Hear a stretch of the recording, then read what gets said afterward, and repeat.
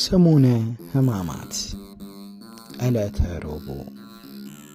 አንደኛ አይሁድ በጌታችን በመድኃኒታችን በኢየሱስ ክርስቶስ ላይ የተማከሩበት ቀን።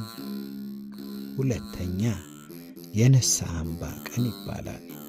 ማርያም እንተ ፍረት የጌታችን የመድኃኒታችን የኢየሱስ ክርስቶስን እግር በእንባዋ ያጠበችበት ቀን ስለሆነ ወደ መጀመሪያ ሐሳባችን ንግባና አይሁድ በጌታችን በመድኃኒታችን በኢየሱስ ክርስቶስ ላይ የተማከሩበትን ቀን የፋሲካ ወይም የቂጣ በዓል የሚከበርበት ጊዜ ስለተቃረበ አብዛኛውን ሕዝብ ጌታችን መድኃኒታችን ኢየሱስ ክርስቶስ ባስተማረው ትምህርት የተማረኩ፣ በሰራቸው ታምራት የተደነቁ፣ በቻይነቱና በትጋቱ የተገረሙ ስለሆነ ብጥብጥ ወይንም ሁከት እንዳይፈጠር ስጋት ስለነበረባቸው አይሁድ ጌታችን መድኃኒታችን ኢየሱስ ክርስቶስን እንዴት መያዝ እንዳለባቸው ተማከሩ። ከደቀ መዛሙርቱ አንዱ የሆነው የአስቆሮቱ ይሁዳ በምክክራቸው በዚህ ቀን ተገኝቶ ያለምንም ግርግር ተጠግቼ ሰላም በማለት በመሳም እጠቁማቸዋለሁ አላቸው። በምክሩ ተስማምተው 30 ብር ለመስጠት የተመካከሩበት ቀን ነው። ይህን ምክንያት በማሰብ በዚህ ቀን ካህናትና ምዕመናን በቤተ ክርስቲያን ተሰብስበው የሞቱን ፍርድ በማሰብ መላ ሰውነታቸውን ለእግዚአብሔር ለማስገዛት በሐዘን ሆነው ቅዱሳን መጻሕፍትን በማንበብ በማዳመጥ በመጾም በመጸለይ በስግደት ሕዝበ ክርስቲያኑ ያሳልፋል። ሌላው ሁለተኛው የንስሐ እንባ ቀን ይባላል።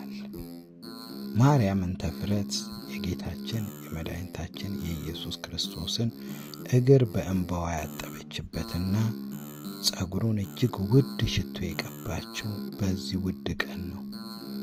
በዚህ ዕለት የንስሐ እንባ ቀንና የመልካም መዓዛ ቀን ይባላል።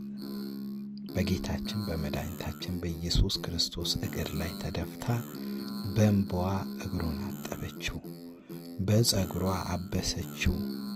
ኃጢአቷን ይቅር ይላት ይምራት ዘንድ ኃጢአታችንን ለማስተሰረይ የንስሐ እንባ እንደሚያስፈልግ ነግራናለች። የጌታችን የመድኃኒታችን የኢየሱስ ክርስቶስ ጸጉሩን ሽቶ የቀባችው ምክንያቷ በኃጢአት ቆሻሻ የነበረው ሕይወቴን እንደዚህ ጥሩ ሽቶ አጣፍጠው ኃጢአቴን ይቅር በለኝ ስትል ነው። ዕለቱን በዚህ ይታወሳል። ወስብሐት ለእግዚአብሔር። መከሩበት ልክ ባያቁም ጉልበቱ በሰውኛ ተዘባበቱ። ምክረ አይሁድ ሰየሙለት፣ የደም ሸንጎ አቆሙለት። ፈሪሳዊ ሹማምንቱ ጸሐፍትና ካህናቱ ሐቁን በሐሰት ስለዳኙ ታጨ ለሞት ጌታ ዳኙ። ተንበርክኮ አጥቦ እግሩን ትሕትናን ቢያስተምረው ተስማማበት ሸራ ምላኩን አሳልፎ ሊቀይረው። ስሙ ከዳው ያ ይሁዳው ታምራቱን አይቶ ከእጁ 30 ብር በለጠበት ከጌታና ወዳጁ። 30 ብር በለጠበት ከጌታና ወዳጁ። የዘወትር ምርጫችሁ ሊዲያ ፍቅር ይሆንላችሁ። ከወደዳችሁት ሰብስክራይብ፣ ላይክ፣ ኮሜንት በማድረግ ይተባበሩን። ክበሩልን። እናመሰግናለን። ይቆያል።